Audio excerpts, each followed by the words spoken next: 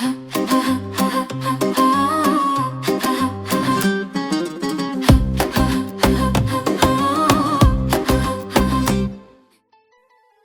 عليكم ورحمة الله وبركاته، أصدقائي وأحبائي في كل مكان، منورين جميعا، صباح الخير. عارفين إيه أغلى حاجة ممكن الواحد يصحى يلاقيها في يومه؟ لا فلوس ولا منصب ولا حتى أجازة من الشغل.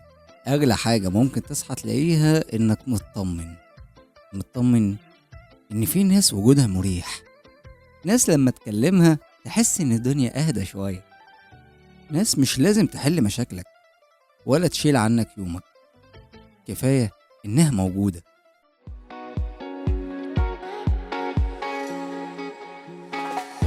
انتوا دلوقتي بتسمعوا راديو على ما تفرج مع محمد سعد. راديو على كيفك.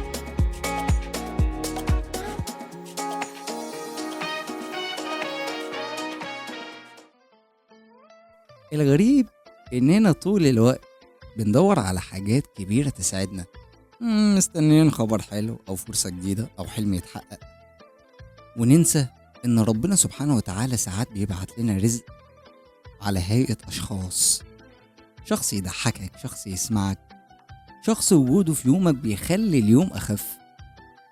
وعشان كده حلقتنا النهاردة اسمها الونس رزق.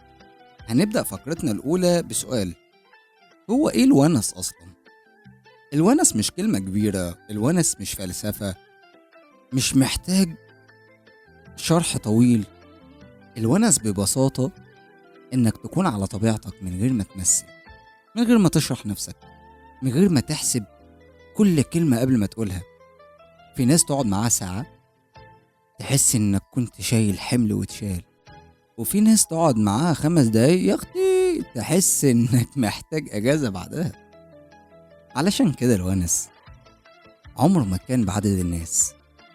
ممكن قاعة كاملة تبقى مليانة ناس وما فيهاش ونس، وممكن شخص واحد بس يملى المكان كله راحة. نبدأ فقرتنا التانية على طول بعنوان أشكال الونس. الونس مش شخص واحد، كل واحد فينا ربنا سبحانه وتعالى ممكن يرزقه بيه في مكان مختلف. ممكن يبقى أول ما تدخل تسألك أكلت؟ سؤال بسيط لكن فيه اهتمام يكفي يوم كامل. ممكن أب مش بيتكلم كتير لكن وجوده في البيت لوحده إحساس بالأمان. ممكن يبقى أخ أو أخت، الناس اللي انت مهما كبرت تفضل تتعامل معاهم بطبيعتك. ممكن يبقى صاحب ما يطلبش منك تكون نسخة مثالية، صاحب يقبل ضحكتك وهزارك وسكوتك وحتى مزاجك الوحش. ممكن يبقى زميل شغل يشاركك ضغط اليوم فتكتشف ان الشغل بقى أخف. وممكن يبقى شريك حياة، الشخص اللي مجرد ما تحكي له يومك تحس ان الكلام نفسه يريحك.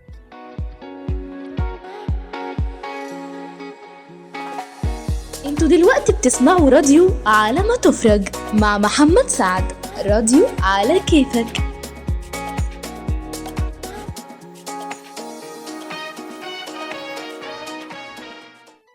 نيجي لفقرتنا الثالثة بعنوان الونس في التفاصيل الصغيرة.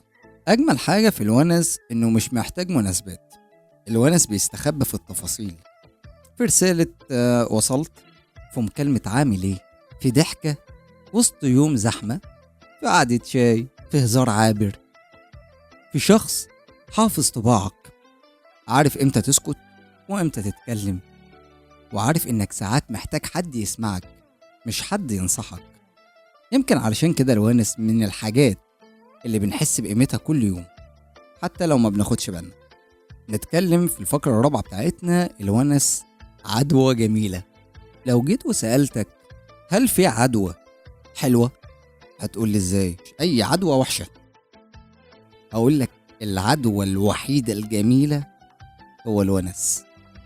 الغريب ان الونس معدي لما تقابل شخص بشويش يومك بيتغير، لما حد يعاملك بلطف بتلاقي نفسك ألطف من غيرك، لما حد يسمعك باهتمام بتبدأ تتعلم تسمع غيرك، وكأن الونس بيكمل رحلته مع شخص للتاني. عشان كده أحيانا انت نفسك تكون الونس في حياة حد، بكلمة حلوة، بسؤال بسيط، اهتمام صادق. بحضور لطيف.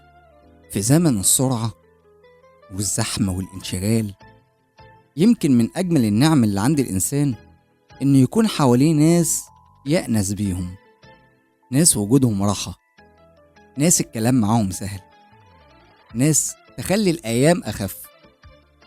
فلو ربنا سبحانه وتعالى رزقك بحد من الناس دي، حافظ عليه وقدر وجوده وقول له إنه غالي، لأن فعلا الونس رزق.